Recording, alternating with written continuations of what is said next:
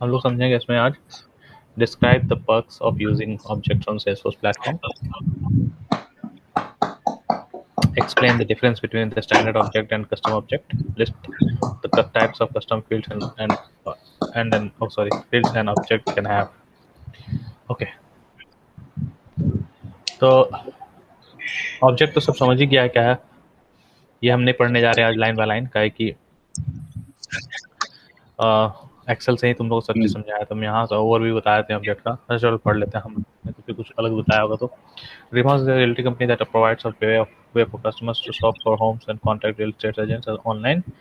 Dreamhouse brokers use some of Salesforce standard functionality like contact lead and तो ये सब चीज़ तो ये बताया हुआ है कि जो भी कस्टमर लोगों का जो रियल एस्टेट बिजनेस वगैरह, होम क्या लिखा है वो कस्टमर शॉप है, शॉप फॉर होम्स। ओके, वो है कस्टमर लोगों का एक शॉप जैसा है जिसमें कि वो अपना जो भी बिजनेस है उससे रिलेटेड सारा इन्फॉर्मेशन को रख सकता है। जैसे ड्रीम हाउस का एग्जांपल लिया है तो रियल एस्टेट एजेंट है तो वो अपना ब्रोकर का सारा इन्फॉर्मेशन रख सकता है, जैसे कॉन्टैक्ट लीड वगैरह। But when it comes to selling houses, there are a lot of more things that they want to track. For example, that doesn't include a standard way to track properties house. तो basically ये बता रहा है कि standard क्या होता है, जो सेल्सफोर्स खुद से आप सलाह वो नहीं बोल रहे, स्टैंडर्ड टर्म लगा रहे। स्टैंडर्ड का मतलब क्या होता है कि जो भी तुम आज के डेट में कुछ अपना प्रोडक्ट बिल्ड करता है तो अपना प्रोडक्ट का एक स्टैंडर्ड रूल रहता है कि ये मेरा स्टैंडर्ड है, इसमें तुम्हारा कोई बिजनेस फिट होता है तो ठीक है, नहीं तो फिर उसको फिर अपने हिसाब से फिट करो। तो सेल्सफोर्स तुमको स्टैंडर्ड कैपेबिलिटीज देता है अपनी तरफ से, लेकिन अगर तुम्हारा बिजनेस उसमें फिट नहीं आता है तो उसके लिए तुम कस्टम करके उसको फिट कर सकते हो। तो वही बोल रहे हैं कि ड्रीम हाउस का even though we use contacts leads, okay, तो कॉन्टैक्ट लीड्स हम लोगों का ड्रीम हाउस का जो प्रोजेक्ट का जो रिक्वायरमेंट्स है वो फिट नहीं करता है कोई कोई पर्पसेस, उसके लिए हम लोग को सेल्सफोर्स को कस्टम करना होगा। ठीक है, जो स्टैंडर्ड वे में हाउस सेलिंग वगैरह, प्रॉपर्टीज को ट्रैक करने वगैरह वो सब चीज़ें, ठीक है, सेल का कितना सेल हुआ, कितना कॉस्ट हुआ, वो सब।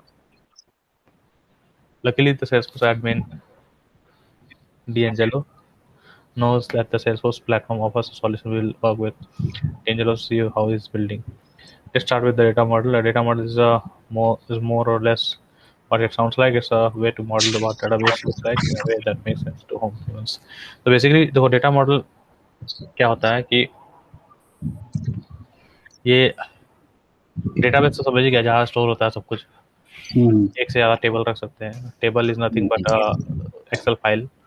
एक्सेल फाइल का जो टेबल में रो कॉलम का जो row column combination is called table. तो ऐसा टेबल जो कि ह्यूमंस को समझ में आए वैसा करता है, ठीक है। If you are not familiar with database, think about storing data in spreadsheet for example. अरे सेम चीज बताया भाई, मतलब जो हम पहले बता चुके हैं कि अगर तुमको डेटाबेस नहीं पता है तो एक्सेल फाइल को देख के समझ लो कि वही डेटाबेस है।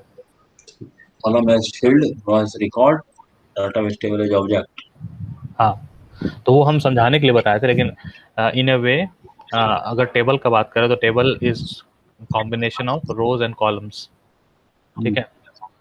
So we define we can define object, मतलब in a way we can represent a tab as an object, और उसके बाद the columns as fields and rows as records. But looking at data in table isn't ideal for human. That way the data model comes in.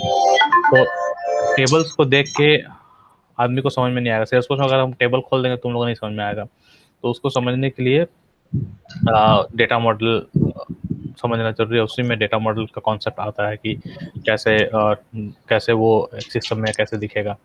In Salesforce, we think about database tables to objects, so we think about columns to as fields and rows as records. So exactly वही चीज लिखा है जो हम बताएं तुम लोग को, ठीक है। जो इंटायर टेबल होता है उसको एक ऑब्जेक्ट ट्रीट कर सकते हैं हम। टैब को बताए थे ऑब्जेक्ट। तुम खुद से यहाँ एक ही टैब में तुम मल्टीपल ऑब्जेक्ट डिफाइन कर सकता है। यहाँ से यहाँ तक ले लिया, मान लो एक ऑब्जेक्ट, यहाँ से यहाँ एक ऑब्जेक्ट, तो उससे क्या होगा कि एक पूरा ऑब्जेक्ट जो रिप्रेजेंट करता है कॉलम्स एंड रोज वो बना सकता है, ठीक है।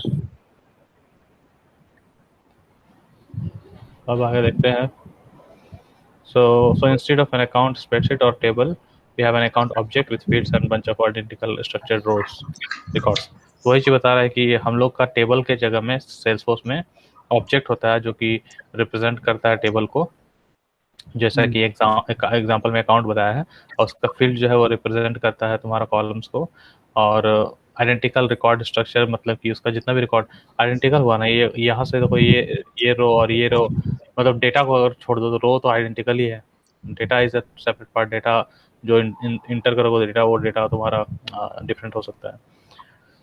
ठीक है, तो हर एक रिकॉर्ड जो है वो रिप्रेजेंट करता है रो को, तो ये रिकॉर्ड है एक। तो record that means this is a row and these are the columns. जो ऊपर में नाम देख रहे हो ना, बेडरूम वगैरह नाम तुम्हारा कॉलम्स हो गया। और जो रो का जो रिकॉर्ड का जो रो का जो वैल्यूज है वो ये सारा वैल्यूज है जो नीचे नीचे दिख रहा है, सेकंड में जो दिख रहा है वो वैल्यूज है। ठीक है, उसके बाद एक second when we talk about talking about collection of objects, you can start building your own data model. Okay, तो जब हम लोग डेटा मॉडल का बात करते हैं तो हम लोग बात कर रहे हैं कलेक्शन ऑफ ऑब्जेक्ट्स का, फील्ड्स का एक ऐप में। ठीक है, लर्न मोर अबाउट ऑब्जेक्ट्स। तो डेटा मॉडल एक ही ऑब्जेक्ट, एक ही टेबल नहीं होता है, वो कलेक्शन ऑफ ऑब्जेक्ट्स होता है, कलेक्शन ऑफ फील्ड्स होता है with in that object, with in those objects. Get to know objects. S4 supports several different types of objects. These are standard objects, custom objects, external objects, platform events and big objects.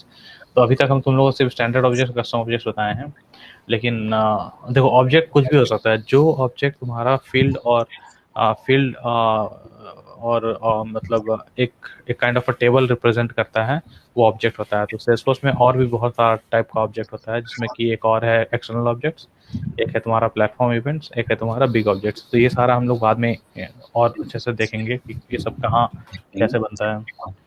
ठीक है, तो आज तक हम लोग दो ही type सीखे थे, स्टैंडर्ड, कस्टम, लेकिन और तीन चीज आज हम लोग और सीख रहे हैं, जो कि टेबल ही है लेकिन नाम दूसरा है और उसका काम भी दूसरा है। तो उसमें हो गया एक एक्सटर्नल ऑब्जेक्ट, एक हो गया प्लेटफॉर्म इवेंट्स, एक हो गया बिग ऑब्जेक्ट्स। ठीक है, in this module we focus on the two most common types of object, standard और कस्टम। तो स्टैंडर्ड और कस्टम बहुत कॉमन है, इसे हम तुम लोग पहले ही बताए थे। तो ही यहाँ पे बोल रहा है कि हम लोग का फोकस रहेगा स्टैंडर्ड और कस्टम में। Standard objects are the objects that included with Salesforce. Common business objects like account, contact, lead, opportunities are all standard objects. तो हम बताए थे कि हर सॉफ्टवेयर का एक स्टैंडर्ड स्ट्रक्चर होता है, standard business rule, standard type of components होता है, जैसा कि सेल्सफोर्स में account, contact, lead and opportunity है। Custom objects are the objects that create to store information that's specific to your company or industry. For example, Dreamhouse and TN0 wants to build a custom property object that stores information about the homes this company is selling. तो same चीज़ है जो पहले ही बताया तुम लोगों की। Custom वो है जो कि तुम्हारा कंपनी से रिलेटेड है, जो कि तुमको स्टैंडर्ड, अब प्रॉपर्टी है तो तुम अकाउंट को प्रॉपर्टी नहीं बोल सकते हो। तो अब तुम्हारा स्पेसिफिक अगर कंपनी या कोई रिक्वायरमेंट है उसके हिसाब से बनाना है तो वो हम लोग बनाते हैं, तो वो कस्टम हो जाता है। Objects are containers for your information, but they also give you a special functionality. For example, when you create a custom object, the platform automatically builds things like the page layout for the user interface. Okay, so basically ये बताना चाह रहा है कि objects एक container है, container ही माना कि इसमें हम फील्ड्स रखे हैं, रिकॉर्ड्स रखे हैं, वो सारा चीज़ रखे हैं। तो think of it as a container which basically holds objects और कस्टम फील्ड्स। ठीक है, और सबसे बड़ा चीज़ है कि आज के डेट में अगर हम स्प्रेडशीट का बात करें तो स्प्रेडशीट में तुम्हारा देखने के लिए पेज अगर खोलोगे तो यूआई से तुम स्प्रेडशीट को ऐसे देखते हो, ऐसे देखते हो। तो इसी तरह से सेल्सफोर्स में तुमको सेम टेबल नहीं दिखाएगा ना, क्योंकि सेल्सफोर्स इज मोर अबाउट समझा स्ट्रक्चर्स एंड लेआउट्स, ताकि वो ज़्यादा मीनिंगफुल लगे बिजनेस में और उसके समझ पाए। तो सेम एज कॉन्सेप्ट वही है कि बेसिकली जब तुम एक कोई भी वेबसाइट में जाते हो तो वेबसाइट का हर लिंक का एक पेज होता है। अब ऑर्डर करने का पेज अलग होगा, प्रोडक्ट देखने का पेज अलग होगा, कार्ट में डालने का पेज अलग होगा, पेमेंट का अलग पेज होगा। सब कुछ एक जगह डाल देता तो कंफ्यूजिंग हो जाता है, समझने में भी दिक्कत होता है। इसलिए based on the requirements different different page बनाते हैं। तो सेल्सफोर्स में ये भी हम तुम लोग पहले बताए थे कि सेल्सफोर्स में जो पेज बनता है उसको पेज लेआउट बोलते हैं। पेज लेआउट जो होता है वो तुम हर ऑब्जेक्ट का मल्टीपल पेज लेआउट बनाता है।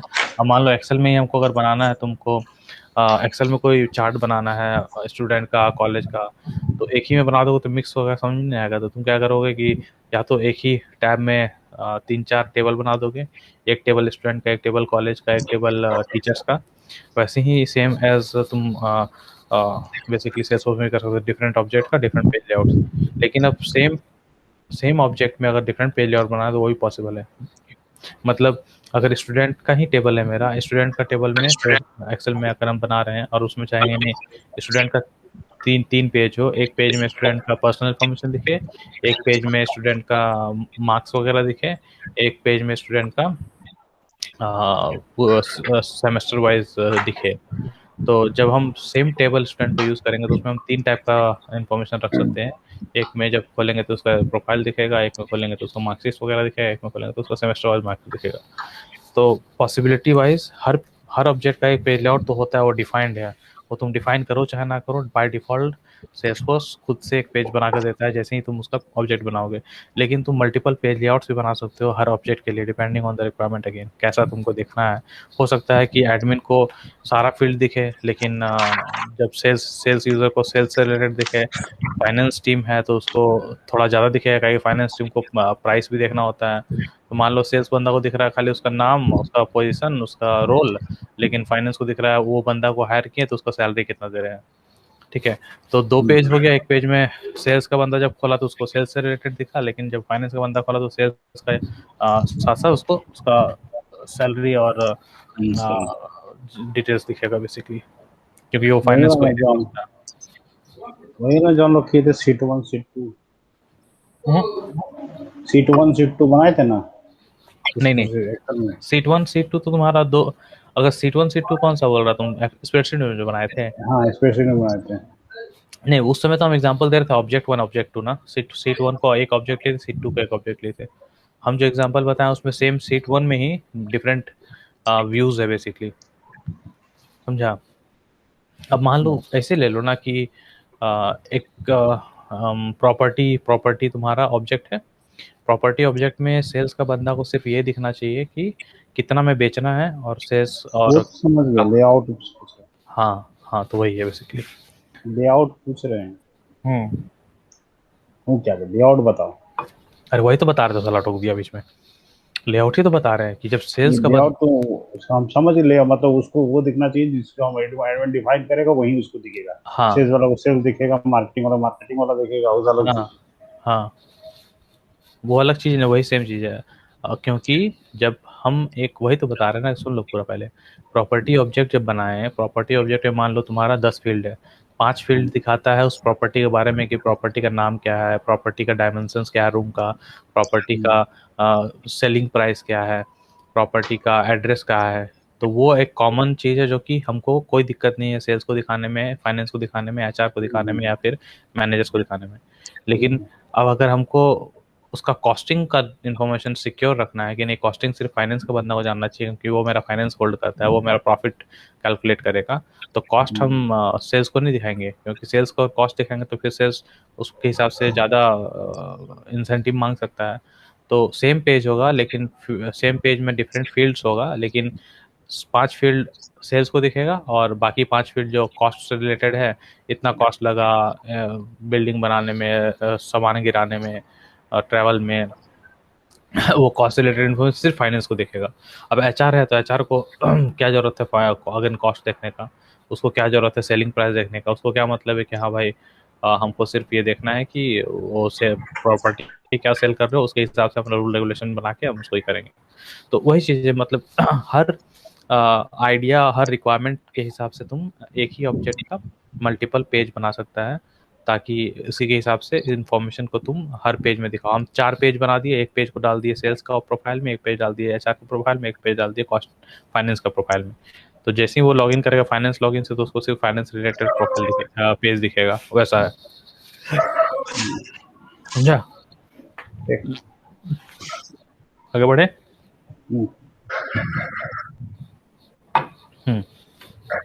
तो बेसिकली लेआउट वो गया कि डिस्प्ले क्या होगा, कौन सा यूजर कौन सा डिस्प्ले देख सकता है। एग्जैक्टली। तो वो जो डिस्प्ले होता है, वो डिस्प्ले हर ऑब्जेक्ट में एक डिफ़ॉल्ट डिस्प्ले होता है। अगर तुम्हारा नॉर्मल डिस्प्ले, मान लो एड्रेस ऑब्जेक्ट है, एड्रेस ऑब्जेक्ट में तुम्हारा सारा किसके यहाँ कुत्ता रो रहा है? एड्रेस ऑब्जेक्ट में सारा, एड्रेस ऑब्जेक्ट में अगर सारा जो हर ऑब्जेक्ट का डिफ़ॉल्ट पेज बनता है, और हर ऑब्जेक्ट का डिफ़ॉल्ट पेज बनता है, तो पेज मल्टीपल पेज तुम तभी बनाओगे जब तुमको लगेगा कि हाँ इन्फॉर्मेशन हमको हर किसी को नहीं दिखाना है। फॉर एग्जांपल अगर हम एड्रेस ऑब्जेक्ट बनाए हैं तो एड्रेस ऑब्जेक्ट में एड्रेस में क्या होगा, स्ट्रीट होगा, स्टेट होगा, सिटी होगा। तो वो एड्रेस ऑब्जेक्ट में हमको ज़रूरत नहीं है कि फाइनेंस को अलग दिखाएं या सेल्स को अलग दिखाएं, तो हम उसका एक ही पेज रखेंगे जो डिफ़ॉल्ट पेज मेरा बन के आएगा सेल्सफोर्स से आउट ऑफ द बॉक्स। तो उसको हम डिफ़ॉल्ट रखेंगे, उसमें हमको ज़रूरत नहीं है 4 को पेज डिफाइन करने का, तो एड्रेस का कॉमन रखेंगे। लेकिन वहीं अब प्रॉपर्टी का बात आ गया तो हम डिफाइन करेंगे मल्टीपल। तो मेनली ये है कि हर ऑब्जेक्ट का बाय डिफ़ॉल्ट एक पेज बनता है, लेकिन बाद में तुम उसको मल्टीपल बना सकते हो कस्टम के थ्रू। अब हो गया custom, create a custom object. Let's work alongside D'Angelo to see how he builds the property object. We need this object later, so don't skip this step. तो बेसिकली ये जो प्रॉपर्टी ऑब्जेक्ट है ये ध्यान में रखना है, इसको स्किप नहीं करना है। तो ऑब्जेक्ट पर प्रॉपर्टी कैसे बनाया है, तो ये पूरा स्टेप्स दिया है ऑब्जेक्ट बनाने का। ये स्टेप्स तुम लोग खुद से कर लेना कैसे होगा, कैसे कैसे जाना है। इस पे इसमें कोई क्वेश्चन होगा तो हमसे पूछ लेना। ये पूरा स्टेप बाय स्टेप बताया है कि इस ऑर्ग में आके कैसे ऑब्जेक्ट बनाते हो। और लास्ट में पूछेंगे कुछ सवाल। नहीं, पूछ लो, अभी पूछ लो लास्ट में। तो लॉन्च में जाना होगा हमको, अपना अपना इस पे खोलना होगा, ठीक है, अपना प्रेजेंटेशन देखना होगा। ठीक है। तो दूसरा, तो पहला चीज़ ये है कि एग्जाम्पल यहाँ पे दिया है प्रॉपर्टी ऑब्जेक्ट का, लेकिन तुम लोग ड्रीम हाउस ऑलरेडी इंस्टॉल कर लिए हो, तो ये प्रॉपर्टी तुमको ऑलरेडी मिलेगा वहाँ पे। तो इसको देख के समझ लो, अगर तुमको टेस्ट करना है तो किसी और नाम से बना के टेस्ट कर लेना।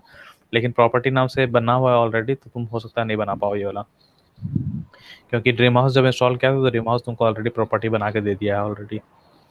मतलब कि हम जितना सारा लॉन्च करेंगे सबका अपना अलग प्रॉपर्टी बना के दे देगा।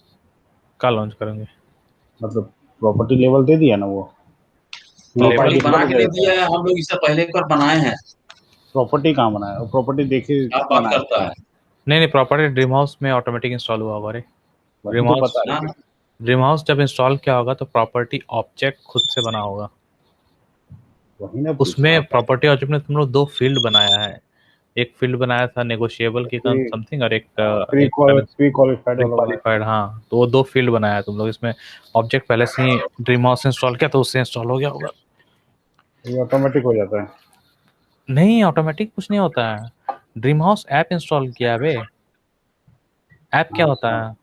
अब तो बस समझ गया, ऐप इंस्टॉल किए थे, लेकिन प्रॉपर्टी लेवल का पूछ रहे क्या लेवल था ना कि ऑटो ऑटो ये तुम लोग ना कि जैसे तुम लोग ड्रीम हाउस इंस्टॉल किया लेवल बोले कि लेआउट बोले? अच्छा, गलत टर्म यूज करोगे तुम भी कंफ्यूज होगा, हम भी कंफ्यूज होंगे। Level is totally different and layout is totally different, जमीन और आसमान है।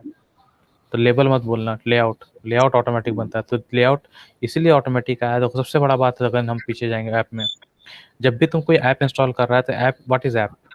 App is a combination of custom object, custom fields, layouts and many other components, जो कि कोई बिल्ड किया होगा कहीं पे, कहीं बिल्ड किया, उसको एक जगह पे जिप किया, जिप करके एक पैकेज बना कर दे दिया। और जब तुम उसको पैकेज को इंस्टॉल किया तो वो जो ऑलरेडी कोई बनाया है बंदा, वो इंस्टॉल हो गया तुम्हारे सिस्टम में, तुमको बनाने की जरूरत नहीं पड़ा। तो इसीलिए प्रॉपर्टी जो है वो ड्रीम हाउस ऐप का, जब ऐप जो भी ड्रीम हाउस ऐप बनाया होगा, कोई एक सेल्सफोर्स का आदमी बनाया होगा ट्रेनिंग के लिए, तो वो सारा ऑब्जेक्ट बना के, वो सारा पेज बना के, कस्टम फील्ड बना के एक पैकेज किया होगा, उसके बाद उसको दे दिया है। तो उसको इंस्टॉल किया तो सब कुछ आ गया।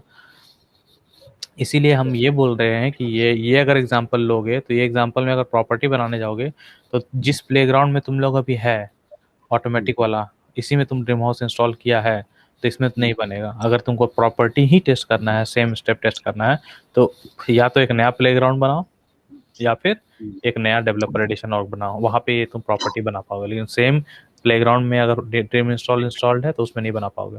या फिर तुम दूसरा ये कर सकते हो कि सेम प्लेग्राउंड में बनाना है तो दूसरा नाम से बना लो, ताकि सेम नाम से एरर ना आए तुमको। ठीक है, तो ये बन गया। अब get to know fields. Every standard and custom object has fields attached to it. Let's get family. तो हर कस्टम ऑब्जेक्ट का फील्ड होता है, तो हम लोग बताएंगे तुम लोगों को कि हर कस्टम ऑब्जेक्ट का फील्ड होता है। तो field type was it is, can I get an example? So identity, system and name and custom. A 15 character case sensitive field that's automatically generated for every record. You can find a record ID in its URL. तुम लोग को 15 character और 18 character के बारे में बताए थे package का। हर पैकेज का एक स्पेशल आईडी होता है जो 15 या 18 कैरेक्टर का होता है। ठीक है, और वो जो कैरेक्टर होता है 15 या 18 कैरेक्टर का, वो तुम्हारा स्टार्टिंग का जो 3 कैरेक्टर है वो डिफाइन करता है तुम्हारा कौन सा ऑब्जेक्ट है, फर्स्ट का 3 कैरेक्टर। ठीक है, जैसे हमको सेल्सफोर्स पता है तो 001 जो है तुम्हारा अकाउंट ऑब्जेक्ट होता है। ये बहुत सिंपल है करना, जैसे तुम लोग को हम पढ़ाते पढ़ाते में एग्जाम्पल भी दिखा देते हैं। तो जैसे कि नॉर्मली जब सेल्सफोर्स से तुम फैमिलियर हो जाओगे, तुमको पता चल जाएगा 001 अकाउंट का होता है, 002 कॉन्टैक्ट का होता है, जैसे कि लॉन्च।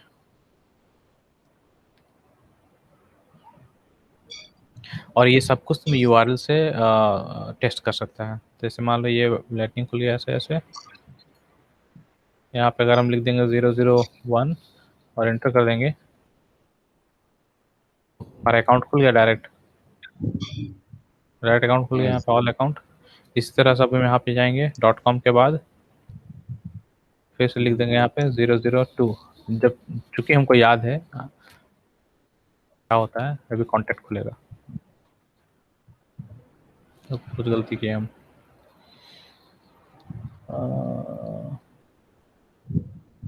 002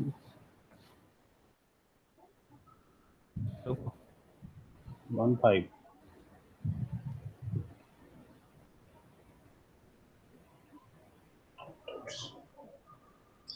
एरर पे आ रहा है इसमें अकाउंट।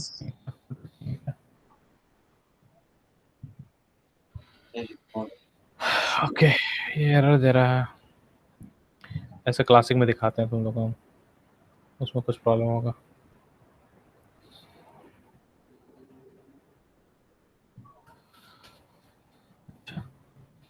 कॉन्टैक्ट नहीं है क्या इसमें? अच्छा, कॉन्टैक्ट का 003 है तो इसलिए एरर आ रहा था। तो कॉन्टैक्ट का 003 है, 002 भी था, 002 खत्म हो गया, पता नहीं, चलो हो सकता है गलती हो गया होगा।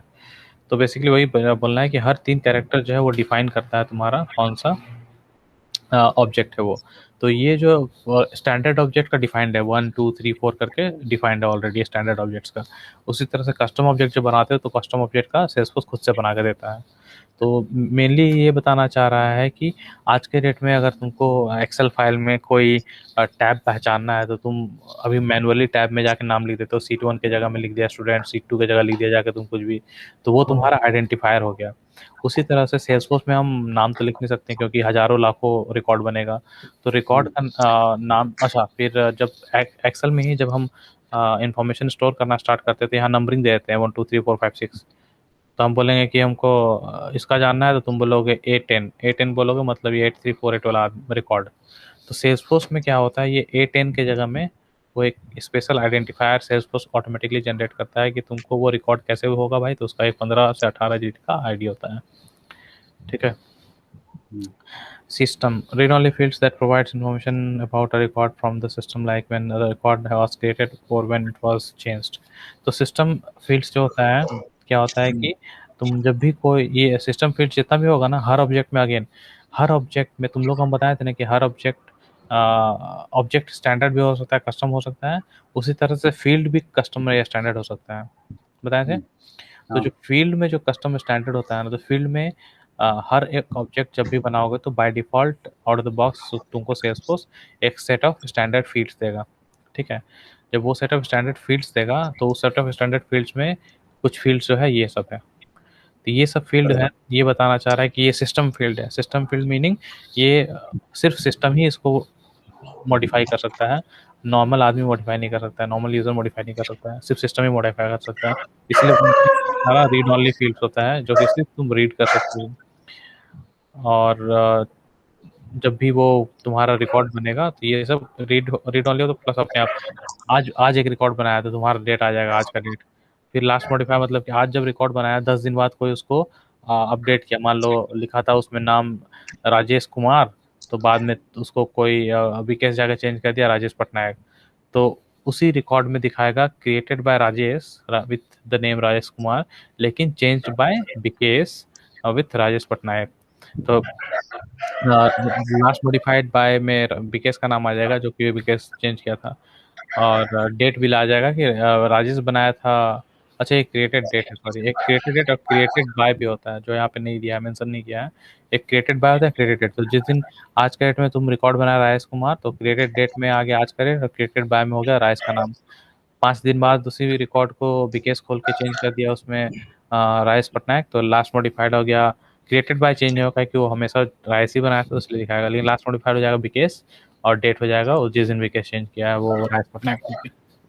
तो ये सारा ऑटोमेटिकली सिस्टम खुद से पॉपुलेट करता है, सिस्टम खुद से फिल करता है डेट सब और नाम सब, और ये रीड ऑनली होता है, ये तुम चेंज नहीं कर सकते हो।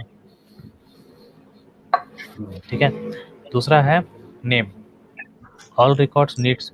अच्छा, यहाँ पे हम जब भी कोई टर्म बताते हैं ना तो उसको तुम लोग ऐसे जान के रखो, मेरा बताने का जो तरीका है, हम तुम लोग को कंफ्यूज नहीं करने के लिए ज़्यादा डीप में नहीं बता रहे हैं।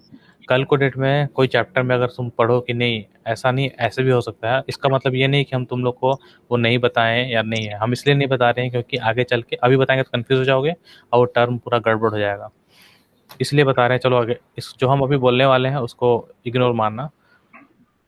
जब ये जो बोल रहा है रीड ऑनली नहीं चेंज करते हैं ना, एक्चुअली इसको चेंज कर सकते हैं, उसका तरीका होता है, लेकिन वो चेंज करने का तरीका सेल्सफोर्स कभी नहीं बताता है कि वो कस्टमाइजेशन में माना जाता है। ठीक है, तो एज पर स्टैंडर्ड प्रोसेस नहीं चेंज कर सकते हैं, लेकिन कुछ कभी कभी बिजनेस का रिक्वायरमेंट आता है कि नहीं हमको चेंज करना है, तो वो once in a life change हो सकता है।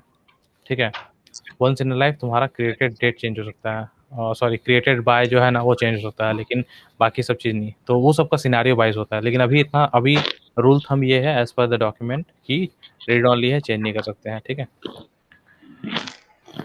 तो अभी के लिए इतना ही समझ कर कि नहीं कर सकते हैं। ओके, बाद में name, all record needs name, so you can distinguish between the names, between them you can use text names, auto numbers, names that automatically increment every time you create record. Okay, basically ये बताना चाह रहा है कि जब भी कोई record बनाओगे सिस्टम में तो उस रिकॉर्ड का कुछ तो नाम दोगे, कैसे पता चलेगा क्या रिकॉर्ड है। अभी जैसे यही रिकॉर्ड हम यहाँ से पहला रिकॉर्ड को हम लें तो तुम क्या बोलोगे कि 298 कैसल स्ट्रीट रो, ठीक है, ये बोलोगे। तो उसी तरह से सेल्सफोर्स में जब तुम कुछ बनाते हो तो स्टैंडर्ड सेल्सफोर्स हर एक रिकॉर्ड का एक नाम दे देता है कि भाई ये नाम है, ये नाम जो है ये स्टैंडर्ड फील्ड है, और उस स्टैंडर्ड फील्ड को तुम या तो मैनुअली पॉपुलेट बनाओ कि आदमी खुद से जाके भरे उसमें, या फिर उसको एक ऑटोमेटिक फील्ड बना दो, मतलब कि सिस्टम खुद से उसको अपना एक नाम दे दे, और वो जो नाम खुद से देगा उसको तुम डिफाइन कर सकता है कि क्या नाम होगा, वो जब भी बनेगा रिकॉर्ड तो क्या नाम होगा। तो वही चीज़ बता रहे हैं यहाँ पे कि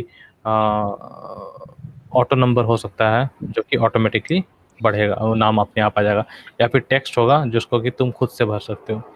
ठीक है, तो यहाँ पे जो एग्जांपल बताया है वो बताया है कि एक रिकॉर्ड है जो टेक्स्ट है जिसमें तुम खुद से नाम डाला जूली बेन, लेकिन अगर तुम उसको ऑटोमेटिकली बनाओगे तो एक इस तरह का फॉर्मेट रख सकते हो, एक रनिंग नंबर प्लस उसका एक समझाने का।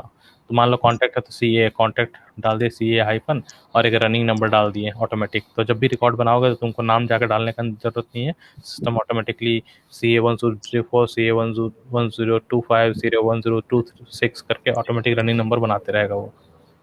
ठीक है, fields you create on standard और custom objects are called custom fields. ये तो बहुत बेसिक टर्म है जो कि हम पहले ही बताए हैं। तो you can create custom fields, तो बेसिकली कस्टम फील्ड्स के बारे में बता रहा है कि ये हर फील्ड जो तुम क्रिएट करते हो कोई भी स्टैंडर्ड या कस्टम ऑब्जेक्ट में, उसको हम लोग कस्टम फील्ड बोलते हैं। Identify system and name fields are generated on every object in Salesforce. Each standard comes with a set of pre-built standard fields. You can customize standard object by adding custom fields. You can ये तो same चीज़ अभी बताया जो कि जब भी कोई object बनाओगे तो standard fields predefined fields उसमें से automatically out of the box आ जाता है, लेकिन तुम उसमें कस्टम फील्ड भी बना सकते हो, ये हम पहले बता दिए पहले ही। Every field has a data type indicates what kind of information the field stores. Salesforce supports a bunch of different type of data types. Okay, तो बेसिकली डेटा टाइप क्या होता है, देखो डेटा टाइप को इन जनरल तुम Excel तुम लोग बहुत अच्छे से जानता है एक्सेल। अच्छा, बहुत अच्छा से एक्सेल तुम लोग समझता है ना एक्सेल। तो एक्सेल में जब कोई सेल होता है उस सेल नंबर सेल होगा, या फिर वो सेल परसेंटेज सेल होगा, या फिर वो सेल टेक्स्ट सेल होगा, वो पता है ना कैसे करते हैं। हाँ, फिल्टर्स थोड़े जाते हैं, फॉर्मूला लगेगा, यहाँ से करते हैं देखो, है ना। हर सेल को तुम क्या जनरल सेल जो कि हर नंबर और टेक्स्ट दोनों ले ले, या फिर सिर्फ नंबर एक्सेप्ट करे, या करेंसी एक्सेप्ट करे, या counting, short time, short date, long time, percentage, fraction, जो भी टेक्स्ट। तो फॉर्मूला बोल सकते हो उसको। फॉर्मूला नहीं बोलो। हाँ बोल सकता है, क्या नहीं बोल किससे सकता। बोल रहे हो किसको मतलब किस चीज को फॉर्मूला बोलना चाह रहा है तुम? फॉर्मूला तो उसको वहां भी कुछ क्या बोलते हैं, कोई चीज लिखो ना, उसके बाद राइट क्लिक करके देखो ना, नीचे लिखता है कोई चीज लिखो, फॉर्मेट या कुछ लिखता है, फॉर्मेट सेल, उसमें भी वही चीज आता है। हाँ फॉर्मेट फॉर्म फॉर्मेट सेल, हाँ फॉर्मेट सेल, फॉर्मेट हाँ सेल, हाँ हाँ हाँ फॉर्मेट सेल। फॉर्मेट सेल में हाँ हाँ आएगा हाँ वही चीज। हाँ, हम फिल्टर बोल रहे फॉर्मेट फॉर्मेट सेल हुआ, सेल, हाँ फॉर्मेट सेल। हाँ फॉर्मूला नहीं हुआ, फॉर्मेट सेल। फॉर्मेट सेल, हाँ फॉर्मेट सेल। हाँ ठीक है, हम तो भी ये गलत फॉर्मेट बोल सेल। रहे फॉर्मेट सेल। तो मेनली मेरा ये कहने का मतलब है कि हर सेल को तुम डिफाइड डिज़ाइन कर सकता है कि किस हिसाब से तुमको करना है, समझा ना, किस हिसाब से उसका तुमको डेटा को स्टोर करना है। तो बेसिकली सिमिलरली तुमको अच्छा इसमें एक चीज़ है कि तुम कभी भी कोई सेल को जब चेंज करते हो किसी से, मान लो पहले तुम नंबर रखा था, नहीं नंबर एग्जांपल सही नहीं होगा, मान लो पहले टेक्स्ट रखा था, टेक्स्ट से तुम उसको नंबर करना चाहोगे तो हो सकता है नंबर सपोर्ट ना करे क्योंकि तुम उसको टेक्स्ट ऑलरेडी बना चुके हो। तो उसी तरह का लिमिटेशन सेल्सफोर्स में भी होता है कि कुछ कन्वर्सन जो होता है ना, वो कन्वर्सन तुम इमीडिएटली कन्वर्सन नहीं कर सकते हो, लेकिन इसी टाइप का जो डिफरेंट टाइप का फील्ड क्रिएट करते हो तुम सेल्सफोर्स में, तो फील्ड का टाइप डिफाइन करते हो पहले से ही कि तो वो फील्ड जो तुम बना रहे हो वो किस टाइप का फील्ड है, ठीक है ना। तो उसको उसको सेल्सफोर्स का टर्म यहाँ फॉर्मेट टाइप बोलते हैं, उसको सेल्सफोर्स का टर्म में बोलते हैं डेटा टाइप्स। डेटा टाइप इसलिए नाम पड़ा है क्योंकि फील्ड में तुम डाटा जाके स्टोर करोगे, तो उस डाटा का टाइप क्या होगा वो तुम डिफाइन करो, इसलिए इस टर्म का नाम है डेटा टाइप। तो डेटा जैसे टाइप, हम इंटीजर रहते थे वही ना, हाँ इंटीजर वो इंटीजर। लैंग्वेज के टर्म में इंटीजर डबल वो सब बोलते हैं, लेकिन सेल्सफोर्स के टर्म में तुम इसका नाम थोड़ा सा डिफरेंटली रखा हुआ है, ठीक है। तो अब ये समझ के देखो, तुम लोग बहुत सारा ऑनलाइन फॉर्म भरा होगा, ऑनलाइन फॉर्म में तुम चेकबॉक्स तो जानते हैं, ये चेकबॉक्स क्या होता है, ठीक है ना। चेकबॉक्स में वो ट्रू फॉल्स वाला यस, होता है, यस नो, तो वो वही चीज़ है। नियर हुँ, हुँ। तो वो चीज़ जो है तुम्हारा सेल्सफोर्स के टर्म में जब फ़ील्ड बनाते हो तो फ़ील्ड को तुम चेकबॉक्स जैसा बना सकते हो। जैसे ही चेकबॉक्स बनाओगे ना, तो उस फ़ील्ड का इतना ही काम होगा कि यूआई पे तुम उसको टिक अनटिक कर सकते हो, दैट्स इट, ठीक है। उसी तरह से अगर तुम एक फ़ील्ड बनाते हो डेट और डेट टाइम वाला, अगर डेट वाला फ़ील्ड बनाएगा तो उस फ़ील्ड में हमेशा तुम डेट ही स्टोर कर पाओगे। उसी तरह से अगर डेट टाइम वाला बनाओगे तो उस फ़ील्ड में हमेशा तुम डेट टाइम ही स्टोर कर सकते हो।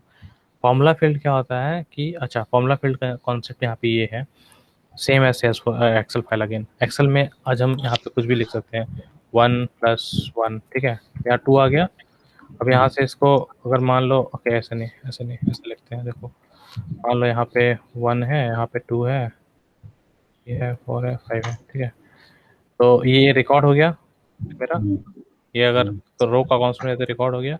अब यहाँ पे भी मान लो 2 है, 3 है, 4 है, 5 है, 6 है, ऐसे, तो ये सारा रिकॉर्ड हो गया। अब हर रिकॉर्ड में ये, अच्छा ये एक हो गया मान लो, ओके एक ऑब्जेक्ट, ये समझ लो एक टेबल, ये ऑब्जेक्ट है, समझा। इस ऑब्जेक्ट में हम एक फील्ड बनाए हैं, फील्ड का नाम है नंबर 1, और एक फील्ड बनाया है जिसका नाम है नंबर 2। ये दोनों फील्ड का जो डेटा टाइप है वो है नंबर, नंबर। दूसरा एक फील्ड हम बनाए फॉर्मूला फील्ड, फॉर्मूला फील्ड बनाया, उसमें हम लिख दिए ऐड नंबर्स, नंबर 1 एंड 2, ठीक है। तो ये हम एक तीसरा फील्ड बना दिए। अब हम चाहते हैं इस तीसरा फील्ड में ये दोनों का एडिशन आ जाए, तो नॉर्मल एक्सेल में आदमी क्या करेगा, ऐसे करेगा और प्लस करेगा और ऐसे कर देगा, बहुत नॉन जनरल, तो ये ऐड करके ऑटोमेटिक आ जाएगा। उसके बाद जब भी मैन एक्सेल फाइल है तो तुमको मैनुअली ड्रैग करना पड़ेगा, तो हर ऐड यहाँ पे दिखाएगा। लेकिन सेल्सफोर्स में क्या है, जैसे ही तुम जैसे यहाँ पे ऐसे भी कर सकते हो दिखाने के लिए, तो यहाँ पे जैसे ही हम कोई चेंज मारते हैं तो यहाँ अपने आप हो गया ना। अभी उसी तरह से हम यहाँ पे, अगर हम पहले से फॉर्मूला अप्लाइड है, यहाँ पे मेरा फॉर्मूला पहले से अप्लाइड है मान लो, हम यहाँ पे सिर्फ नंबर टाइप किए और मेरा वो नंबर यहाँ आ गया। तो फॉर्मूला भी वैसे ही होता है सेल्सफोर्स में। तो सेल्सफोर्स में फॉर्मूला वही होता है कि एक फॉर्मूला फील्ड बनाते हो, उस फॉर्मूला फील्ड के अंदर में तुम लिखते हो कि क्या करना है तुमको, कौन सा फील्ड का value with in that object add करना है, सब्सट्रैक्ट करना है, डेट कैलकुलेट करना है, डेट किसी का वैल्यू लेके स्टोर करना है, तो वो सारा चीज़ फॉर्मूला फील्ड में तुम कर सकता है, सेम एज एक्सेल फाइल। तो जब भी वो उसका रिकॉर्ड बनाओगे तो उसका वैल्यू ऑटोमेटिक आ जाएगा। इसका एक दूसरा एग्जांपल ये हो सकता है कि मान लो एक कॉन्टैक्ट ऑब्जेक्ट में तुम्हारा है फर्स्ट नेम, एक है लास्ट नेम। अब तुम चाहता है कि यहाँ पे आ जाए फुल नेम, एक रिक्वायरमेंट है मेरा। तो आज के डेट में तुम्हारा कॉन्टैक्ट ऑब्जेक्ट मान लो फर्स्ट नेम लास्ट नेम देता है, लेकिन तुम्हारा रिक्वायरमेंट है कि तुमको यूआई पे, स्क्रीन पे, पेज लेआउट पे फुल नेम दिखाना है, फर्स्ट नेम लास्ट नेम तो वो नहीं दिखाना है। तुम क्या करोगे, एक फॉर्मूला फील्ड बनाओगे, उसमें फुल नेम का नाम से बनाओगे, और उस फॉर्मूला में लिखोगे कि तुम्हारा फॉर्मूला होगा कि first name plus last name. तो उसको कैसे प्लस करोगे, तो ऐसे लिखोगे फर्स्ट नेम प्लस करोगे, उसका बाद एक स्पेस भी तो देना होगा, तो एक स्पेस देगा, फिर लिखोगे लास्ट नेम।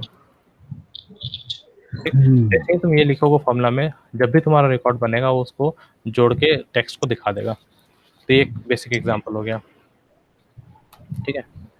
तो वही बता रहा है, फॉर्मूला में तुम कुछ भी कर सकता है बेसिकली उस टाइप का। तो this special field holds a value that's automatically calculated based on a formula that you write.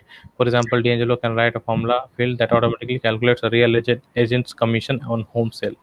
तो वो कमीशन कैलकुलेशन भी कर सकते हैं। फॉर्मूला बनाया, उसमें लिखे कि अगर मेरा घर का दाम है 1000 रुपया, तो जनरलाइज है, उसको बोले कि भाई ये मेरा विकेश जो घर बेच रहा है, इसको हर घर जो बेचेगा इसको 5% ऑफ दैट सेलिंग अमाउंट मिलेगा। तो क्या हुआ, एंजेलो गया, उसमें एक फॉर्मूला फील्ड बनाया, लिखा कि कमीशन फील्ड बनाया, उसमें लिखा कि सेल अमाउंट का 5% फॉर्मूला लिख के भेज दिया। तो अब जब भी उसको कैलकुलेट करेगा तो एजेंट को दिख जाएगा, अरे ये तो यहाँ पे मेरा 500 रुपया आ रहा है, ठीक है, सॉरी 50 रुपया आ रहा है 1000 का। तो वही हो गया basically. Again there are quite tough new field types but most of them are fairly okay. तो बेसिकली बता रहे हैं कि बहुत सारा और डेटा टाइप है जो कि सेल्फ एक्सप्लेनेटरी है। जैसे ही तुम उसको देखोगे, देख के ही उसका नाम से ही तुमको समझ में आ जाएगा कि क्या क्या डेटा टाइप होता है। तो डेटा टाइप के लिए तुम यहाँ सेटअप में जाना, सेटअप में जाके ऑब्जेक्ट मैनेजर में जाना, यहाँ से कोई भी ऑब्जेक्ट को खोल सकते हो देखने के लिए। खोलोगे, फील्ड में जाओगे, न्यू में जाओगे, सारा न्यू में तो नया बनेगा। हाँ नया बनेगा, हम सारा दिखाने चाह रहे हैं। तो यहाँ सारा दिखने के लिए केवल फील्ड और रिलेशनशिप में दिख जाएगा। ये तुम्हारा सब डेटा टाइप है। नहीं, उसमें तुमको दिखेगा जो ऑलरेडी बना हुआ है। इसमें तुमको हम दिखाना चाह रहे हैं कि कितना टाइप का होता है। तो बनाए थे हाँ, तो इसी में देखो, हर सबसे मस्त बात सेल्सफोर्स का ये है कि हर डेटा टाइप का मीनिंग भी लिखा है, क्या कर सकता है वो।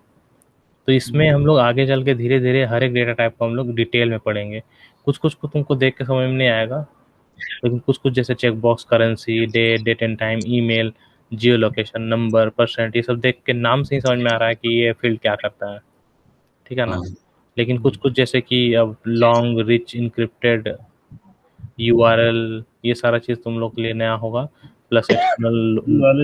वही ना। हाँ, तो बेसिकली ये सारा धीरे धीरे जब काम करोगे ना, जब रिक्वायरमेंट मिलेगा तो धीरे धीरे हर एक फील्ड का मतलब समझ में आने लगेगा, और ये सब डेफिनेशन से भी मतलब समझ में आने लगेगा। ठीक है, तो नेक्स्ट हम लोग का है क्रिएट अ कस्टम फील्ड।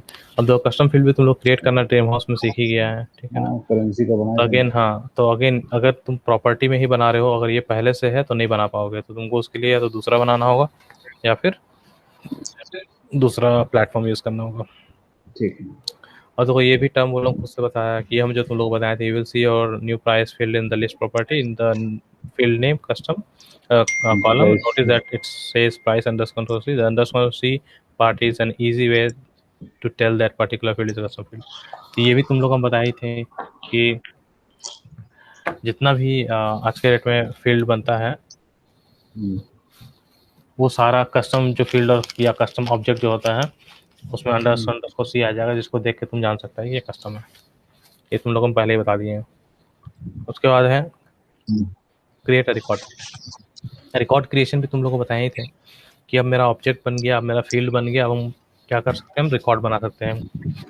तो ऑब्जेक्ट में जाके जब न्यू रिकॉर्ड करोगे तो ये स्टेप तुम कर सकते हो। ये स्टेप करके आराम से कोई भी रिकॉर्ड बना सकते हो जो इंडिविजुअली उस ऑब्जेक्ट पे जो भी होगा basically. Customize responsibly. While it can seem easy to add customized object, remember that what's going on technically complicated some best ways to keep in mind. तो बेसिकली ये बोल रहा है कि ये चीज़ हम कल बता रहे थे तुम लोग को कि एडमिन आदमी उसी को बनाता है जो एडमिन को पता होता है कि हम क्या काम कर रहे हैं और सही कर रहे हैं या गलत कर रहे हैं। कस्टमाइजेशन अच्छा भी हो सकता है, कस्टमाइजेशन बुरा भी हो सकता है। अगर हमको नहीं पता है यूज़ कैसे करना है सेल्सफोर्स को और हम स्टार्ट टू कस्टमाइज़ करने लगे, एक दिन ऐसा आएगा कि पता चला कि हम इतना सारा कस्टमाइजेशन कर दिए इसका ज़रूरत था नहीं और मेरा पूरा जो सिस्टम है वो बैठ गया, परफॉर्मेंस नहीं दे पा रहा। तो वही बोल रहा है कस्टमाइज़ रिस्पॉन्सिबली मतलब हाँ, तुमको सोचना होगा, पूरा ओवरऑल ऑर्ग का तुमको नॉलेज रखना पड़ेगा कि क्या चीज़ का कस्टमाइज़ेशन करना है जिससे बेनिफिट होगा और कौन सा कस्टमाइज़ेशन को हमको फिर से उसका इस्तेमाल कर सकते हैं, इस्तेमाल करके रीयूजेबिलिटी बोलते हैं हम लोग उसको, ठीक है। एग्जांपल जैसे कि आज के डेट में अगर हम मान लो स्टूडेंट अगेन स्टूडेंट का एग्जांपल लेंगे कि we have created student object बनाए हैं और आज का डेट में रिक्वायरमेंट है कि स्टूडेंट का सिर्फ नाम पता स्टोर हो। 10 महीना बाद फिर से प्रिंसिपल बोला कि अरे हमको स्टूडेंट का मार्क्स भी चाहिए। मेरा दिमाग काम नहीं किया, हम क्या किए मार्क्स का एक अलग ऑब्जेक्ट बना दिए और उसमें स्टूडेंट को ऐड कर दिए। फिर 10 महीना बाद फिर से बोला प्रिंसिपल कि नहीं हमको हर सेमेस्टर का भी चाहिए। तो हम क्या किए फिर से सेमेस्टर का एक ऑब्जेक्ट बना दिए, उसमें सबको एक दूसरे से लिंक कर दिए। लेकिन अगर एक रिस्पॉन्सिबल बंदा, बहुत छोटा एग्जांपल लिए, हो सकता है ये तीनों क्रिएट करना ही पड़े, लेकिन अगर इसी को अगर तीनों चीज़ को हम स्टूडेंट ऑब्जेक्ट में ही रखते, रीयूज़ करते ऑब्जेक्ट को और सेमेस्टर और मार्क्स को भी एक ही जगह रखते, तो हो सकता है हम सिंपली एक ऑब्जेक्ट में काम कर सकते थे। लेकिन जबकि अगर हम रिस्पॉन्सिबली काम नहीं कर रहे तो हम क्या किए, हम जाकर 3 अलग-अलग ऑब्जेक्ट बना दिए। तो वही चीज़ बताना चाह रहा है कि जब भी कस्टमाइज़ करता है आदमी तो उसको रिस्पॉन्सिबली करना पड़ता है ताकि and depending on the requirement तुम उसको बढ़िया से कर पाओ। So be thoughtful about names. Once you start creating a bunch of objects, it can be tempting to give them lazy names. For example, created some object to track condominiums. You might be tempted to name it property 2 instead of condominium. That's my recipe for customer. Okay. Basically ये बताना चाह रहा है कि अब यहाँ पे जब तुम काम कर रहे हो रियल लाइफ में तो हमेशा थोड़ा-सा थॉटफुल होना चाहिए नाम को लेके। ओके, सेल्सफोर्स के टर्म में या फिर नॉर्मल लैंग्वेज के टर्म में नेमिंग कन्वेंशन बोलते हैं, which is a very, very, very important thing, ठीक है ना? तो नेमिंग कन्वेंशन इसलिए इंपॉर्टेंट होता है कि हर जगह नाम का इम्पोर्टेंस है। अब तुम्हारा नाम रायस, हम तुमको कुछ और नाम से बुलाएँगे तो ऑब्वियसली नहीं समझ में आएगा ना। तो एग्ज़ाम्पल चलो वो बेस्ट नहीं है, बेसिकली मेरा ये कहना है कि अगर हाँ जैसे कि साबुन को अगर हम दंत मंजन बोलेंगे तो वो सही नहीं है ना। उसी तरह से हम पेस्ट को सोप बोलेंगे तो वो सही नहीं है। तो वही बताना चाह रहा है कि जब भी तुम कोई ऑब्जेक्ट बनाओ तो उसको रिलेटिवली सिमिलर नाम से बनाना चाहो जिस नाम से तुम उसका रिक्वायरमेंट है। तो कोई भी आदमी अगर तुम आज चल जाते हो 10 साल बाद कोई भी देखेगा तो उसको समझ में आना चाहिए। अगर हम प्रॉपर्टी बनाए तो हम जान रहे हैं कि हम प्रॉपर्टी के लिए बनाए। तो एग्जाम्पल में ये दिया है कि कल कंडोमिनियम अगर बनाना है ऑब्जेक्ट, उसको हम प्रॉपर्टी 2 बोल देंगे तो कोई भी देखेगा तो कंफ्यूज हो जाएगा भाई क्या है। तो इसलिए नाम बहुत बहुत इंपॉर्टेंट है। अगर स्टूडेंट बनाना तो स्टूडेंट ही बनाएंगे, अगर हमको स्कूल बनाना तो स्कूल ही बनाएंगे, स्कूल की जगह। और स्कूल से जैसे कि स्कूल में ही ले लो, होता है middle middle school, high school, ऐसा होता है कॉन्सेप्ट। तो हमको अगर हाई स्कूल बनाना है और स्कूल बनाना है, अगर हम स्कूल 1 और स्कूल 2 कर दें तो कंफ्यूजिंग हो जाएगा ना। तो वही हम अगर हाई स्कूल और स्कूल 2 ऑब्जेक्ट बनाएंगे तो ये क्लियर होगा कि ये तो हाई स्कूल है कि ये स्कूल है। उसी तरह से फिर बोल रहा है कि help out your users. Even with careful naming, users might not always be clear about the purpose of the particular object field. Include descriptions of your custom objects. Okay, हाँ, ये भी एक इम्पॉर्टेंट चीज़ है कि जब भी तुम एक ऑब्जेक्ट बनाते हो, जब भी तुम एक फील्ड बनाते हो, तो always as a developer you make sure that you put a proper description to it.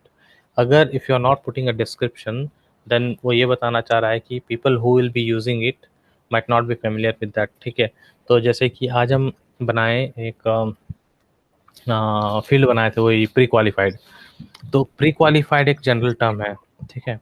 हो सकता है कि हम बिल्कुल इस वर्ड को जानते नहीं थे और हम उसको कुछ दूसरे मीनिंग से ले लिए। तो हमको वहाँ पे लिखना होगा एक स्टेटमेंट कि this field is going to be मतलब used as a pre qualification something like that, कि हाँ ये प्रॉपर्टी का अच्छा मान लो प्री क्वालिफाइड लोन समझ लो, तो उसमें हम डिस्क्रिप्शन लिख देंगे कि the records where this pre qualified field is going to be true, that means कि the person is pre qualified for loan, ऐसे करके कुछ भी डिस्क्रिप्शन मीनिंगफुल। तो जो भी यूजर देखेगा खोल के तो बोलेगा अच्छा प्री क्वालिफाइड इसलिए बनाया है कि इसके जो भी रिकॉर्ड बनेगा वो already considered, it will be considered कि वो अप्रूव्ड है लोन के लिए, समथिंग लाइक दैट। ठीक है, तो मीनिंग यही है कि कोई भी फील्ड बनाओ, ऑब्जेक्ट बनाओ, डिस्क्रिप्शन देना है proper. This is one of the best practices बोला जाता है। तो require fields when necessary, sometimes you will want to find force your users to fill out field names when recreating a record or customer every price might required avoid incomplete date require field fields okay. ये बताना चाह रहा है कि हर हर एक page में mandatory information होता है। अब जब भी तुम ऑनलाइन कुछ फिल करते हो, अगर कोई मैंडेटरी इन्फॉर्मेशन फिल नहीं करते हो और सेव करने का कोशिश करते हो और नेक्स्ट करने का कोशिश करते हो, तुमको तुरंत स्क्रीन प्रॉम्प्ट करता है कि अरे आप मैंडेटरी फिल नहीं भरे, भरिए उसको जाके। तो वही चीज़ ये बताना चाह रहा है कि वो जो भरिए जाके वाला जो कॉन्सेप्ट होता है वो कौन करता है, और डेवलपर करता है बेस्ड ऑन द रिक्वायरमेंट। जब जो लोग टेक्निकली उसको बिल्ड किया होगा, तो वो बिजनेस का रिक्वायरमेंट डिसाइड करता है। अगर आज के डेट में हम अगर मान लो कैसे एग्जांपल दें, अगर स्कूल में जा रहे हैं, अगर हम अच्छा पैन कार्ड का एग्जांपल लेते हैं। अगर मान लो पैन कार्ड का फॉर्म भरने जा रहे हो, तो इट्स वेरी ऑब्वियस कि तुम्हारा नाम, डेट ऑफ बर्थ, एड्रेस होना चाहिए एटलीस्ट मिनिमम, ठीक है ना, पैन कार्ड बनाने के लिए।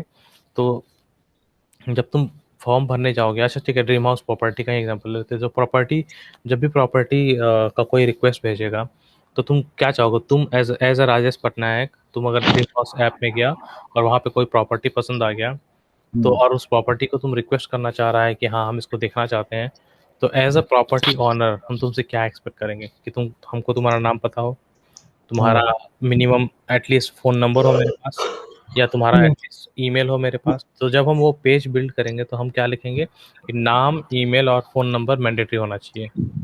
वही चीज़ बता रहा है कि जो भी इम्पोर्टेंट इन्फॉर्मेशन है जो तुम चाहते हैं कि forcefully users should be filling it while filling that form, तो वो चीज़ तुम मार्क कर सकता है फील्ड बनाने के टाइम में, ये रिक्वायर्ड है या नहीं। जैसे कि एग्जांपल में दिखाया था तुम लोग को, मैंडेटरी फील्ड बोलते हैं ना। हाँ, तो जैसे कि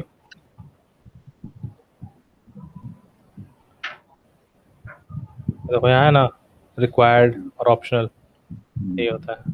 जो ऑप्शनल ऑप्शनल दोगे, जो रिक्वायर्ड वो रिकॉर्ड दोगे, ठीक है। तो ये फिल्टर के लिए ऐसे ही फील्ड के लिए भी होता है। तो बेसिकली हर जिस टाइप का चीज़ बनाओगे उस टाइप का तुम्हारा उसमें दे सकता है। मान लो ये नंबर का एक एग्जांपल लेंगे, तो यहाँ है ना, required always require a value in the field in order to save the record। Duplicate value. हाँ वो सब दूसरा चीज़ है। तो अभी जो हम बता रहे हैं वो ये रिक्वायर्ड वाला है। तो बस हो गया आज का सेशन यहीं पे। ये क्वेश्चन आंसर, ये चैलेंज तो कलील ने क्या बोला है, when buying or buy property because create a custom object they can use the offer amount and target close date it's got create a custom object name offer। चलो बना ही देते हैं। तो हमको एक ऑब्जेक्ट बनाना है ऑफर नाम का, उसका रिकॉर्ड का नाम होगा ऑफर नेम, रिकॉर्ड का डेटा टाइप होगा ऑटो नंबर, डिस्प्ले फॉर्मेट होगा ये। देखो अब यहाँ पे जो दिया है तुमको ऑप्शन, ये ऑटो नंबर नाम वाला ऑप्शन दिया है, टेक्स्ट वाला नाम वाला ऑप्शन नहीं दिया है। तो वैसे हम जाएंगे सेटअप में जाएंगे, ऑब्जेक्ट मैनेजर में जाएंगे, हमको नया ऑब्जेक्ट बनाना है, क्रिएट जाएंगे, कस्टम ऑब्जेक्ट बनाएंगे, यहाँ ऑफर लिखेंगे, ऑटोमेटिक प्लूरल नेम जो आता है ऑटोमेटिक आया था, कोई कुछ आया नहीं अभी। ऑफर्स क्यों नहीं आता है? ऑफर्स आ प्लूरल गया। नेम डालना पड़ता है, ऑब्जेक्ट नेम आ जाता है। हाँ हाँ, ऑब्जेक्ट नेम आया था। फिर तुम्हारा आ गया ऑफर, रिकॉर्ड नेम हो गया तुम्हारा, ऑफर नेम आ जाएगा रिकॉर्ड में, ठीक है। तो यहाँ पे आ गया रिकॉर्ड नेम। अब यहाँ बोला टेक्स्ट नहीं, तुमको ऑटो नंबर चाहिए, ऑटो नंबर करोगे, यहाँ पे फॉर्मेट डालना है, जो फॉर्मेट वो दिया है ऑफ डैश ये फॉर्मेट उठा के यहाँ पे डाल दो। ठीक है, स्टार्टिंग नंबर तुम कैसे करना है स्टार्ट, तो मान लो 000 से स्टार्ट करना है। तो देखिए ये रनिंग नंबर होता है, ऑटोमेटिकली हर बार एक रिकॉर्ड बनेगा सिक्वेंसली, वो 1 2 3 4 5 6 7 8। तो ये तुमको बोल रहा है कि पहला नंबर जब रिकॉर्ड का बने तो क्या होना चाहिए। हो सकता है तुम 1 से स्टार्ट करो, हो सकता है तुम 50 से स्टार्ट करो, अगर जो भी नंबर तुमको स्टार्ट करना है यहाँ तुम मेंशन कर सकता है। तो जब इसका रिकॉर्ड बनेगा तो यहाँ से फिर एक +1 हर रिकॉर्ड के हिसाब से वो सीक्वेंस बनाता जाएगा।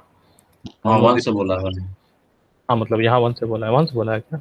हाँ, 1 से बोला, 1 अच्छा 1 से बोला स्टार्टिंग है, नंबर 1। ठीक है। स्टार्टिंग नंबर 1 तो हम लोग 1 से करते हैं, ठीक है। तब हो गया वो create a custom currency field on the offer. अच्छा ये फिर कस्टम फील्ड बनाने वाला है ना, कस्टम करेंसी फील्ड। सब्जेक्ट बनाने बोला और फील्ड बनाने बोला। तो ये सब हम लोग बाद में बनाएंगे, तुम लोग क्या है ना, ये सारा चीज़, ये सब चीज़ एक एक चीज़ हम बाद में समझाएंगे। सब चीज़ का अलग अलग मीनिंग होता है। तो तुम्हारा ऑब्जेक्ट बन गया। ऑब्जेक्ट बनने के बाद अब तुम्हारा फील्ड में जाएंगे। यहाँ बनाने बोला है तुम लोग को 2 फील्ड। एक बोला है करेंसी फील्ड ऑफर अमाउंट। देखो अभी हम लोग उसमें बनाया, उसमें डिस्क्रिप्शन नहीं दिए ना, वो चीज़ इंपॉर्टेंट था जो हम लोग मिस कर गए। तो जैसे कि अगर हमको फिर से उसको एडिट करना है, रुको एक सेकंड, नहीं पूछ रहे थे हम सब। यहाँ एडिट करके, अच्छा ये तो नाम ही एडिट हो रहा है। क्लासिक में सर को क्लासिक में देखना, तो लाइटनिंग में ज़्यादा हम भी काम नहीं किए हैं। लाइटिंग ज़्यादा काम नहीं होता क्या? नहीं लाइटनिंग नहीं होता, हम लोग लाइटनिंग नहीं करेंगे, हम ज़्यादा काम नहीं किए लाइटनिंग में। ठीक है, एडिट करेंगे तो यहाँ पे डिस्क्रिप्शन डाल सकते हैं। तो अभी यहाँ पे डिस्क्रिप्शन हम लोग डायरेक्ट वहीं से उठा कर डाल देते हैं कि बेस्ट ऑफर ओके। तो ये जो है तुम्हारा डिस्क्रिप्शन हो गया मान लो। तो इसी तरह से हर ऑब्जेक्ट का डिस्क्रिप्शन जरूरी होता है डालना, ताकि कोई भी दूसरा आदमी देखे तो उसको समझ में आए। ठीक है, क्या है? क्या? हाँ, कि क्या चीज है वो। हाँ कि क्या चीज़ है, वापस से में जाओ। वो चीज़ हम एक्सप्लोर करके देखना होगा कहाँ से उसका एडिट आता है ऑप्शन।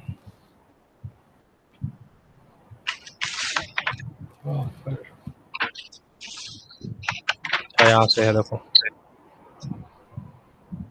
वहाँ से था, देखा ना कहाँ था। क्लासिक में डायरेक्ट पेज पे ही होता है, यहाँ से दिखा रहा होगा देखो। अब अंदर, अच्छा अंदर गए तो यहाँ पे भी है देखो, जो वहाँ थे यहाँ पे भी है वो, तभी नहीं दिखाता चला। यहाँ पे आ गया वो। अब आए फील्ड एंड रिकॉर्ड पे। अच्छा तभी हम इस वाले ऑप्शन पे गए, डिटेल्स ऑप्शन में नहीं थी इसलिए नहीं दिखा रहा था।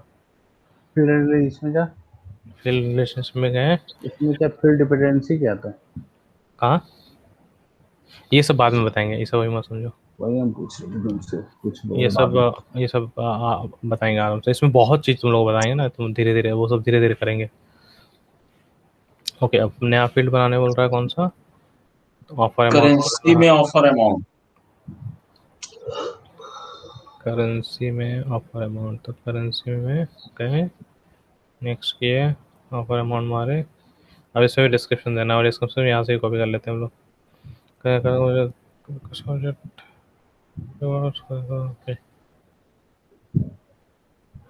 ठीक है, यहाँ पे अभी फिलहाल के लिए हम लोग ऐसे ही ऑफर अमाउंट ही लिख देते हैं। बाद में इसको हमेशा बेस्ट प्रैक्टिस रखना कि जब तुम रिक्वायरमेंट के हिसाब से बिल्ड करोगे तो उसको यहाँ पे पुट कर देना।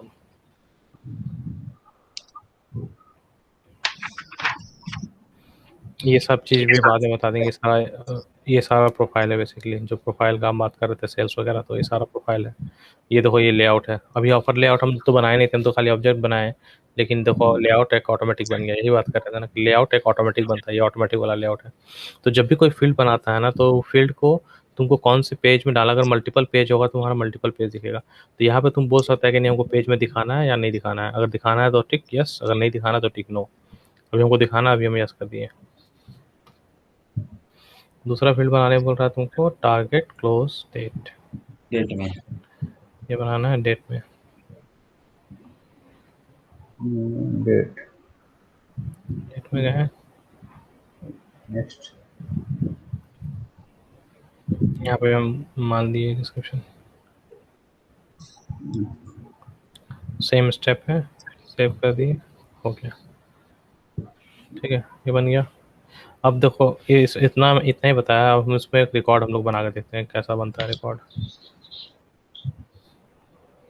और एक चीज़ है, ये वाला चीज़ तुम लोग हम बताएंगे बाद में कि यहाँ पे वो क्यों नहीं आया है जब हम लोग ऐड कर दिए, तो उसके लिए भी एक अलग ही हिसाब किताब है। ठीक है, वो बताएंगे बाद में। तो हम लोग वापस से आते हैं लाइटनिंग पेज में, यहाँ सर्च मार कर देखते हैं यहाँ पे आया कि नहीं। यहाँ पे नहीं आया होगा तो फिर हाँ, इसका एक टैब बनता है बेसिकली, इसलिए नहीं आ रहा है यहाँ पे। ठीक है, तो टैब बनाने का ऑप्शन बाद में सिखाएगा ही वो, उसमें देख लेंगे। जब रिकॉर्ड बनाने के लिए हम लोग को टैब बनाना पड़ता है, तब जाके जब टैब बनाओगे तब जाके यहाँ पे वो दिखेगा जो तुम बनाए हो। उसके बाद तुम उसको सेलेक्ट उसके लिए करके ऐप लॉन्चर का सेल्स में जाके होगा। क्या बोला? ऐप लॉन्चर है ना यहाँ पे, हाँ हाँ, उसमें नेविगेशन बार में जाके सेल्स में जाना होगा, फिर दिखाता है वो टैब में। वो सेल्स पे ऐड हो गया है क्या? हाँ वो आ गया होगा, देखो ना सेल्स होगा नीचे, हाँ सेल्स है ना। इसमें ऐड हो गया है, उसके लिए टैब बनाना होता है, उसमें नहीं आएगा बिना नहीं टैब। होगा, वहाँ नहीं है। नहीं आएगा इसमें, उसका टैब बना के ही आना पड़ता है। जब तक टैब नहीं बनाएगा ना तो दो चीज़ होता है, एक एक होता है तुम्हारा लेआउट, जो तुम्हारा हुआ तुम्हारा पेज लेआउट जो उस पेज का है। एक होता है तुम्हारा टैब्स, जो कि कोई भी टैब, ये सारा टैब बोलते हैं। ठीक है, इसको जब तक डिफाइन नहीं करेगा ना तो वो यहाँ पे नहीं आएगा लिस्ट में। ठीक है, तो वही हम सर्च कर रहे थे, नहीं आएगा वो। यहाँ पे हम देख रहे थे, यहाँ पे भी नहीं आएगा कारण कि उसको हम डिफाइन नहीं किया, इसलिए वो देख रहे थे को। सर्चेबल आइटम्स नहीं होगा यहाँ पे भी ऐसे, नहीं है। तो वो यहाँ पे कैसे आना है वो एक अलग ही है, उसको बताते हैं कैसे आना है। तो जब वो आ जाएगा उसके बाद उसका, अच्छा एक क्विकली हम बना ही लेते हैं, क्या है कि उसका तुमको एक दिखाएंगे हम फिर ये करके। रिकॉर्ड में हम वो ऑटो नंबर दिखाना चाहते हैं, ऑटो नंबर कैसे बनता है। तो ये टैब जो होता है ना, ये टैब तुम हर ऑब्जेक्ट का टैब बनाते हो, जब टैब बनेगा टैब के हिसाब से वो तुमको दिखाएगा हर कस्टम ऑब्जेक्ट का। तो ये कस्टम ऑब्जेक्ट टैब है, यहाँ पे हुआ है, यहाँ पे हम जाके अभी एक ऑफर ऑब्जेक्ट है तो ऑफर डाल दिए। यहाँ पे कुछ भी उसका सेलेक्ट कर सकते हैं, जब भी रिकॉर्ड बनेगा तो रिकॉर्ड उसी हिसाब से दिखेगा तुम्हारा। तो ऑफर है, मनी से रिलेटेड है, तो हम कुछ मनी से रिलेटेड आइकन ढूंढ लेते हैं।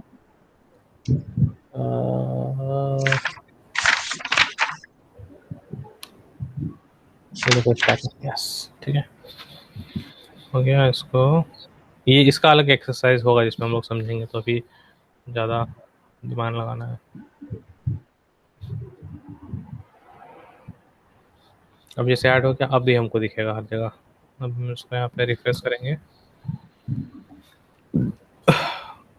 अब यहाँ जाएंगे, देखो आ गया ना ऑफर्स, ऑफर्स आ गया। अब देखो यहाँ पे ऑल करेंगे, अभी कोई रिकॉर्ड नहीं बनाया जैसे नहीं है। अब जैसे ही पहला रिकॉर्ड बनाएंगे 1 से बोला है काउंट स्टार्ट होगा, तो ऑफर नेम आ गया टेस्ट।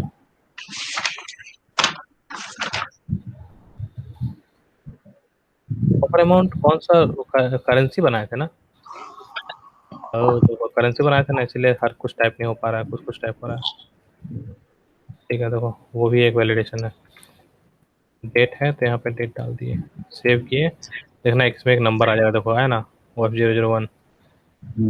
अभी एक और रिकॉर्ड बनाते देखना, सॉरी वापस जाएंगे, फिर से बनाते हैं कैसे, डालें, सेव किया। अब होगा 2, देखो ये रनिंग नंबर है ऑटोमेटिकली। तब मेरे ऑफर में क्या हो गया, 2 ऑफर बन गया, और दोनों का टोटल रिकॉर्ड मेरा 2 आ गया, ऑफर 1 ऑफर 2। तो ऑटो नंबर का ऐसे ही होता है काम बेसिकली। ठीक है,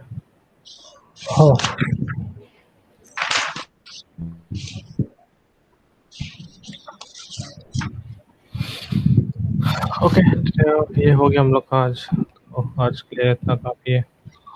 कल हम लोग पढ़ेंगे क्रिएट ऑब्जेक्ट रिलेशनशिप और work with schema builder. Complete कर लेना ये सब भी, ठीक है ना? मिल गया 5।